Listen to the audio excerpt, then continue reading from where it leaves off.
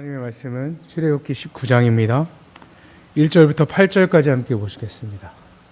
출애굽기 19장 1절부터 8절까지 함께 보시겠습니다.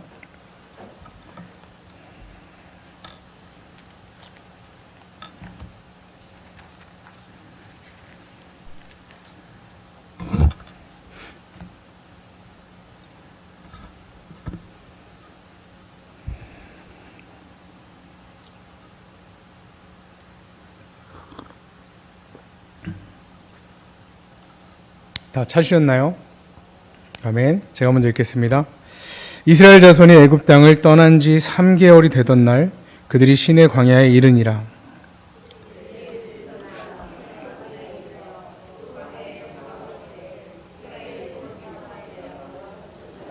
모세가 하나님 앞에 올라가니 여호와께서 산에서 그를 불러 말씀하시되 너는 이같이 야곱의 집에 말하고 이스라엘 자손들에게 말하라.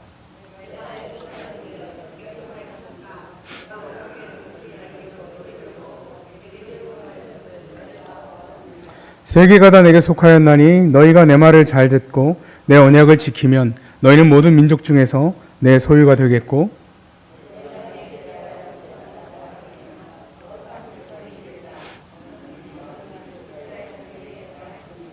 모세가 내려와서 백성의 장로들을 불러 여호와께서 자기에게 명령하신 그 모든 말씀을 그들 앞에 진술하니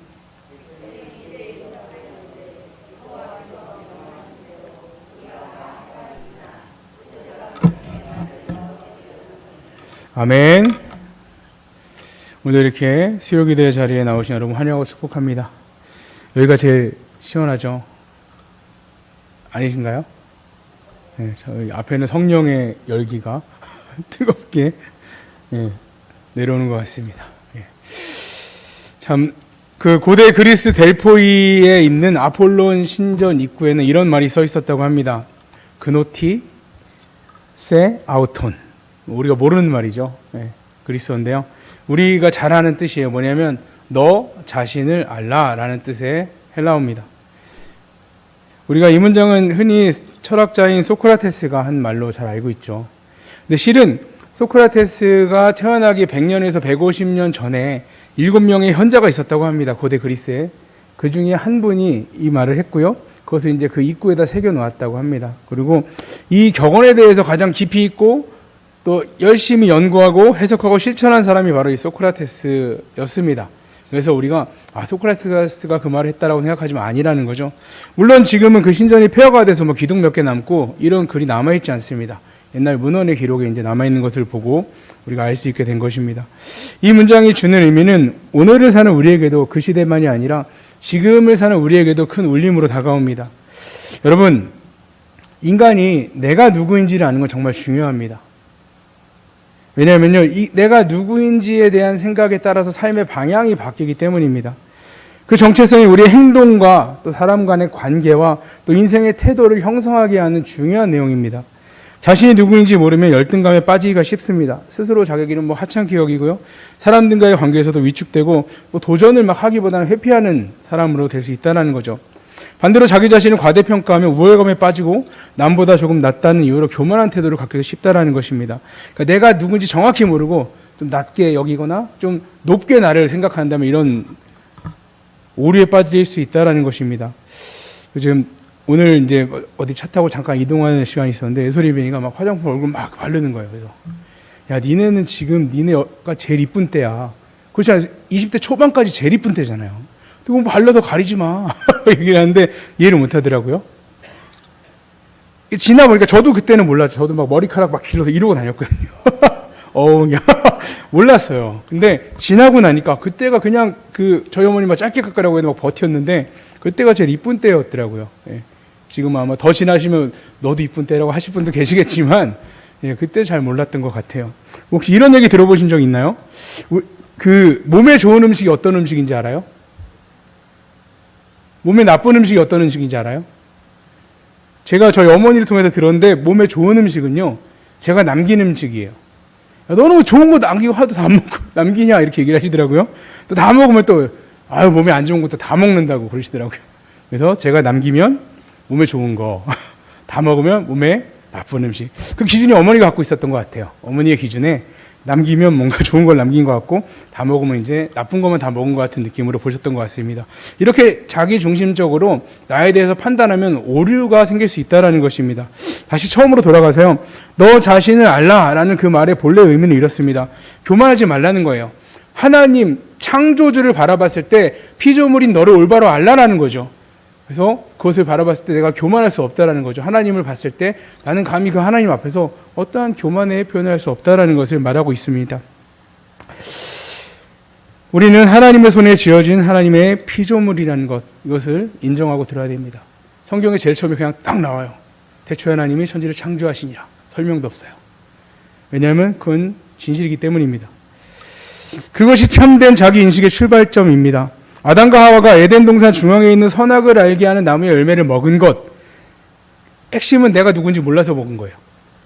아담과 사건의 핵심이 뭐 여러 가지 다른 걸로 말하죠. 뭐 불순종이다, 뭐 마귀의 유혹을 받아서 그렇게 된 거다, 말씀을 잘못 알고 있어서 그렇다, 뭐 다른 여러 가지로 말할 수도 있지만 그들이 자기 자신에 대해서 과대망상을 가진 거예요. 내가 창조주가 될 수 있다. 창세기 3장에 보면 이 내용이 나오는데요. 5절 6절에 너희가 그것을 먹는 날에는 너희 눈이 밝아져서 하나님과 같이 되어 선악을 알 줄 하나님이 아심이니라. 여자가 그 나무를 본즉 먹음직도 하고 보암직도 하고 지혜롭게 할 만큼 탐스럽기도 한 나무인지라. 여자가 그 열매를 따먹고 자기와 함께 있는 남편에게도 주매 그도 먹은지라. 계속 마귀가 이제 뱀으로 해서 유혹을 하죠. 뭐 여러 가지 얘기를 하나님 먹으면 죽을 수도 있다고 했다, 뭐 여기를 막 하다가 이 얘기 딱 듣고 먹는 거예요. 하나님처럼 될 수 있어. 그러니까 그들 딱 먹었던 거예요. 그러니까 자기 자신을 올바로 알지 못했기 때문에 나도 그럼 하나님이 될 수 있는 거야 하고 먹었던 거죠. 아담과 하와는 자신이 누구인지 하나님 안에서 그들이 어떤 존재인지를 깨닫지 못했던 것입니다. 그 결과가 그 아담과 하와뿐만이 아니에요. 시편 51편 5절에 보면 내가 죄악 중에서 출생하였으며 어머니가 죄 중에서 나를 잉태하였나이다. 태에 있는 아이까지도 그들의 죄로 인해서 죄를 갖고 태어나게 된 것입니다. 정말 끔찍한 결과가 나온 거죠. 우리도 우리 자신에게 꼭 물어봐야 합니다. 나는 누구인가? 그렇다면 나는 무엇을 위해 살아가야 하는가? 이 질문은 청소년이나 진로를 고민하는 청년들만이 아니라 우리 모두가 고민해야 될 부분입니다. 내가 종이라고 생각한다면 그 사람은 종처럼 살아갈 수밖에 없습니다. 내가 존귀한 존재다라고 생각한다면 나의 삶을 그에 걸맞게 살아가게 된다는 것입니다. 오늘 본문인 출애굽기 19장에서 하나님께서는 이스라엘 백성에게 그들의 존재가 무엇인지를 분명하게 알려주고 있습니다. 5절에 6절을 보면 세계가 다 내게 속하였나니 너희가 내 말을 잘 듣고 내 언약을 지키면 너희 모든 민족 중에 내 소유가 되겠고 너희가 내게 대하여 제사장 나라가 되며 거룩한 백성이 되리라. 너는 이 말을 이스라엘 자손에게 전할지니라. 너는 내 소유다. 너희는 제사장이다. 너희는 거룩한 백성이다. 이 선언은 단지 애굽에서 너희들이 자유롭게 됐다라는 것을 상기시키는 것이 아니고요. 하나님이 그들을 어떻게 바라보는지를, 하나님을 통해서 그들의 존재가 어떤 존재인지를 알려주는 말씀입니다. 이스라엘 백성은 무려 400년 이상 애굽의 노예로 살았습니다. 400년이면요. 그냥 정체성이 그건 거예요. 노예예요. 이스라엘 백성은 그들의 정체성은 노예입니다. 애굽을 위해 모든 걸 바쳐도 군소리 안 하고 바치는 거예요. 우리 10가지 재앙 때 나오잖아요. 너희들이 시간이 남아 돌아서 이런 말을 하냐? 지푸라기 주지 말고 벽돌을 만들어라. 뭐 반항할 만하죠. 아니 지푸라기 없이 어떻게 벽돌을 만듭니까? 이거는 이치적으로 맞지 않는 겁니다. 한마디도 없어요. 그냥 불평해요. 너 때문에 우리 이렇게 됐다라고 하잖아요. 그 노예의 근성인 거예요. 시키면 시키는 대로 하는 거예요. 불평을 할지언정. 또 모세가 태어날 때쯤에 바로 왕이 남자아이 다 그 히브리 산파를 통해서 죽이라고 하잖아요. 이런 말도 안 되는 법이 어디 있어요. 근데 이거에 대한 뭐 반항이 없어요. 그냥 어쩔 수 없이 모세를 역청을 바른 바구니에 태워서 흘려보내죠. 이게 다인 거예요. 반항에. 그 말을 지켰는지 안 지켰는지보다 이스라엘 사람들을 향해서 애굽이 이렇게 그냥 아무렇게나 할 수 있는 존재라는 것, 그들과의 관계를 보여주는 것입니다. 하나님은 그들의 애굽에 종살이했던 과거의 정체성에 머무르지 말라. 그리고 그들이 이끌어내신 것입니다.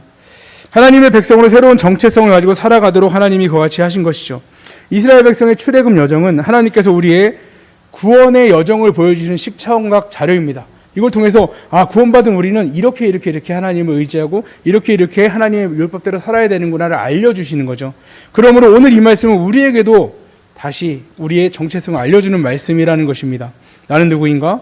나는 어떤 존재인가? 이 하나님의 말씀을 통해서 깨닫기를 원합니다. 첫 번째로 하나님은 우리를 자기 소유로 삼으셨습니다. 하나님은 모세를 부르셔서 산에 오르게 하시고 백성들에게 이렇게 전하라고 하십니다. 4절 말씀 조금 전에 읽었던 내가 애굽 사람에게 어떻게 행하였음가? 내가 어떻게 독수리 날개로 너희를 업어 내게로 인도하였음을 너희가 보았느니라. 아멘. 네, 여기서 중요한 건요. 너희를 업어 내게로 인도했다. 애굽에 있던 이스라엘 백성들을 업어서 독수리 날개로 업어서 누구에게로 인도했다고요? 하나님께로 인도했다라는 거예요. 출애굽의 목적은 하나님의 관계 회복에 있습니다. 이스라엘 백성은 원래 노예가 아니었어요. 400년 동안 노예 생활을 했지만 원래는요. 아브라함을 통해서 하나님과 언약 관계를 맺은 언약 공동체였습니다.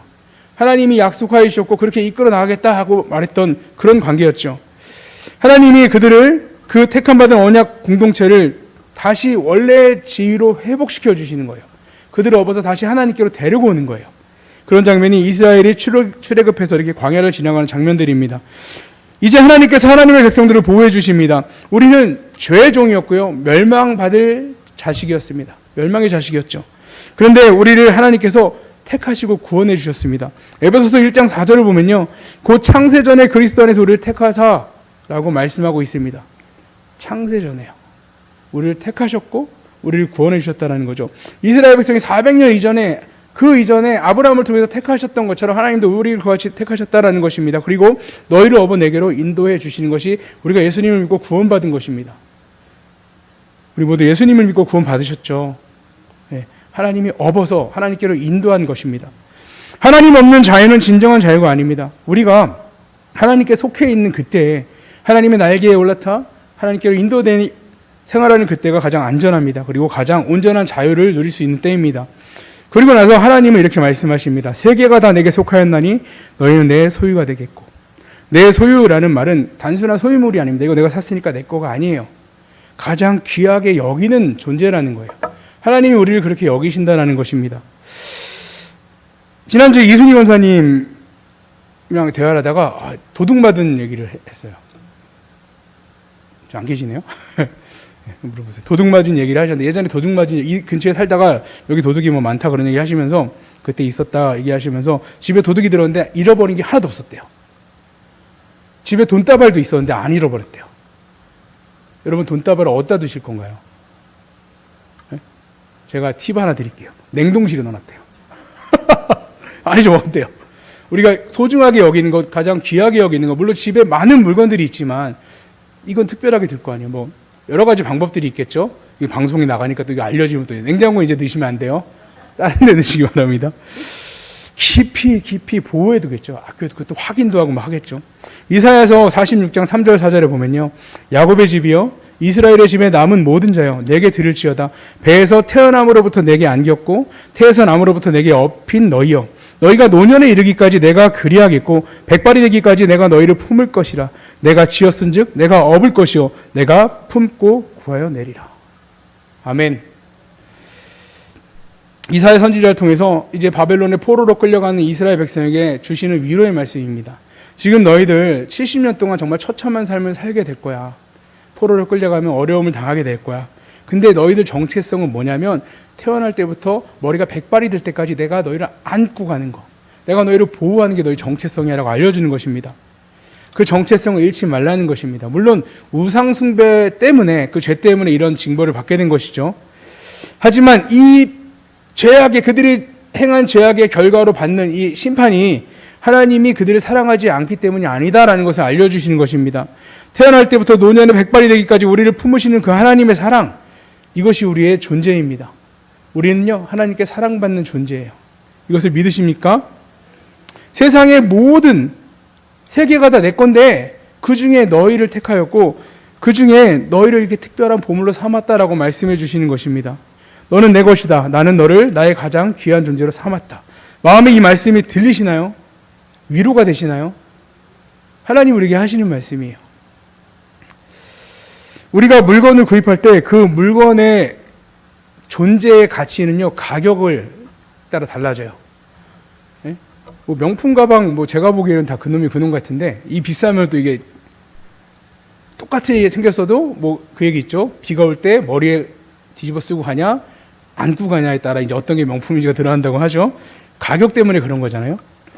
조선백자 대호라는 도자기가 있습니다. 조선시대에 만들어진 도자기인데요. 그냥 한 41cm 크기에 제가 보기에 동그란 항아리예요. 그냥 동그랗게 구멍이 뚫린 항아리인데 뭐 밥 담아 먹기도 애매하고 그렇다고 국 담아 먹기도 뭐 요즘 요강 안 쓰시잖아요.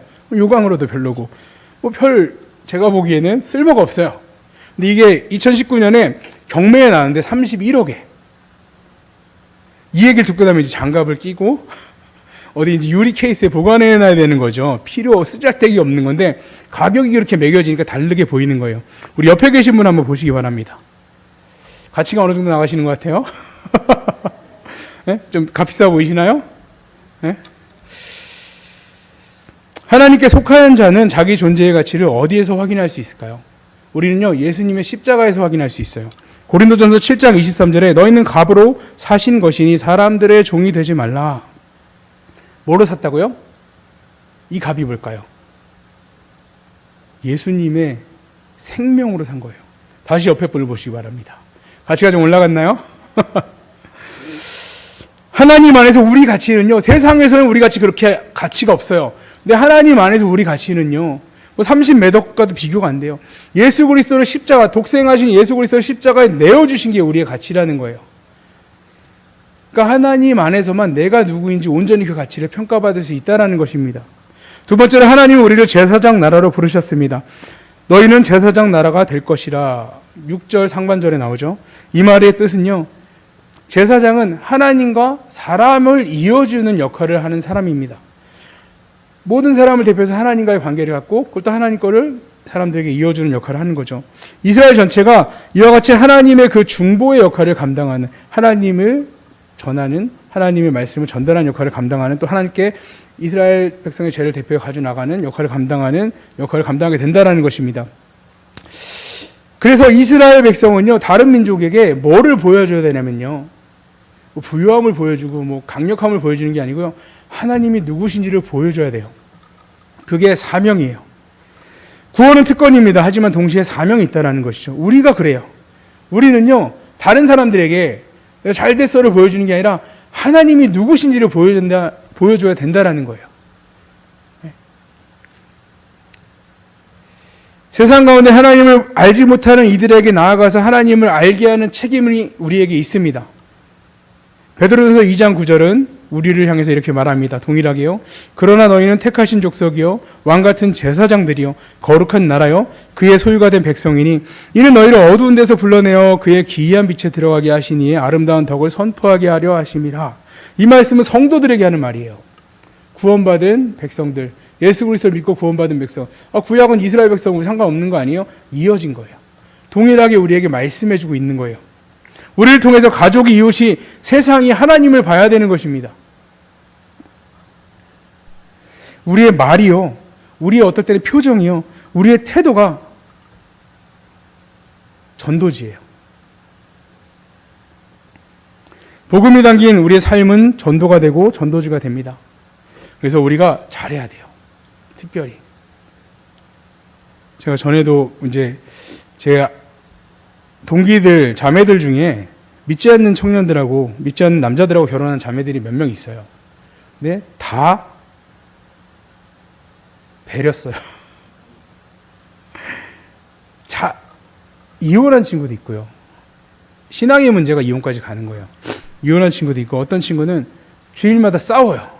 주일마다 진짜 조심조심해야 돼요.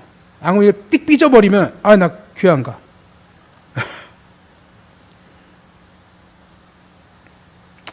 시댁에 가서 뭐 이제 뭘 하는데 남편이 너무 속상하니까 얘기를 했대요. 어머니 뭐 남편이 이렇게 얘기했는데, 야, 네가 교회 다니니까 참어. 거기 다 교회 안 다녀. 전도지가 되려고 참는데요. 되게 조심조심 하더라고요. 우리 결혼 안 한 분들은 절대로 이런 결혼을 하면 안 됩니다. 돈이 많아도요, 한순간에 없어지더라고요. 어디 뭐 정치 쪽에 있었는데 백수 되는 거 금방이더라고요.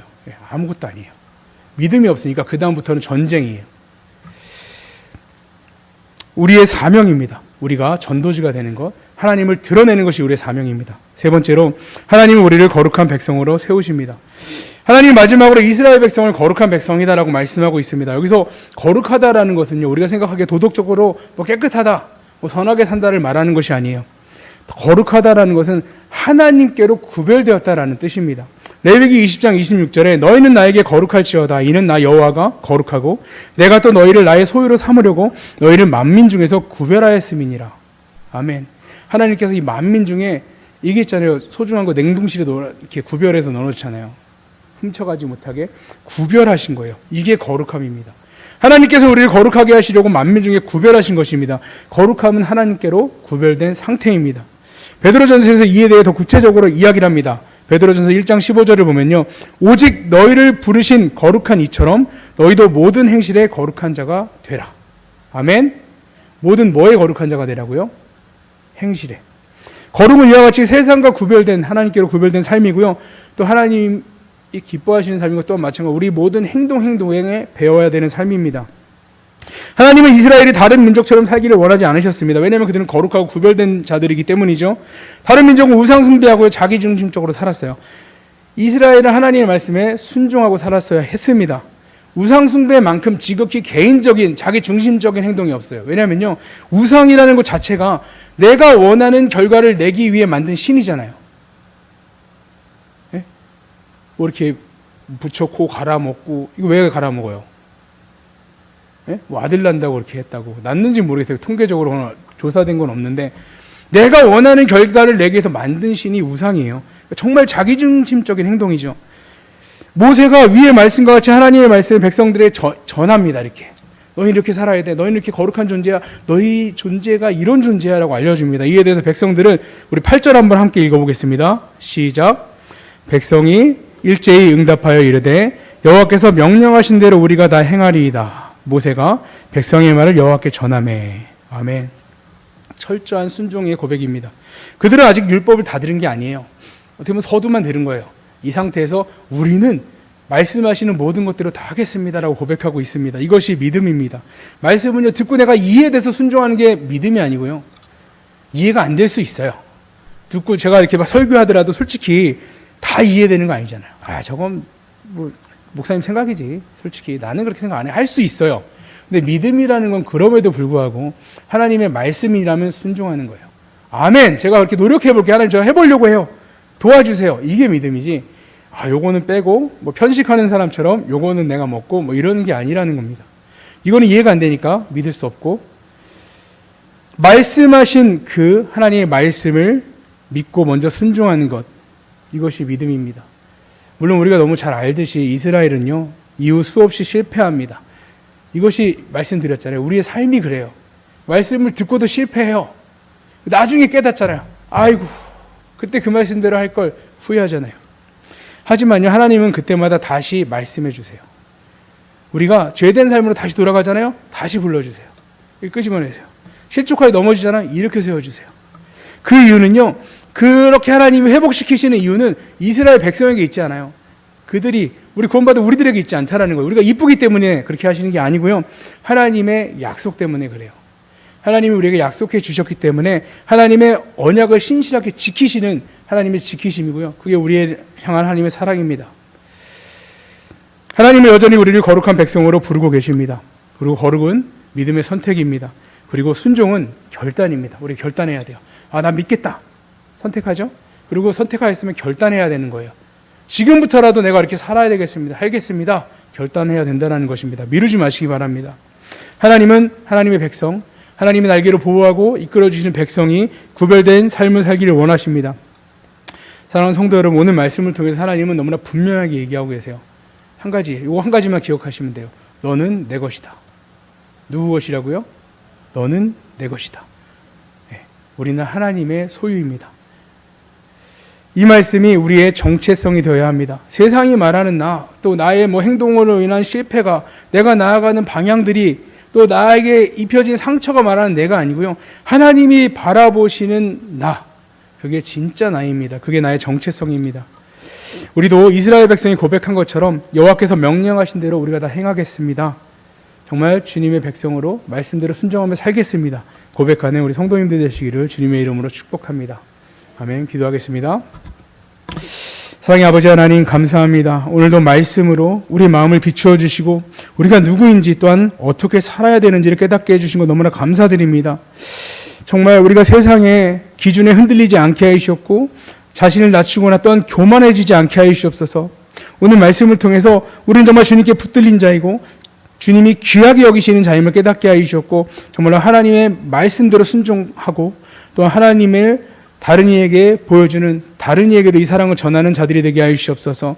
이 말씀이 지식에만 머무르지 않게 하시었고 우리 삶에서 순종의 열매가 맺어지게 하시옵소서.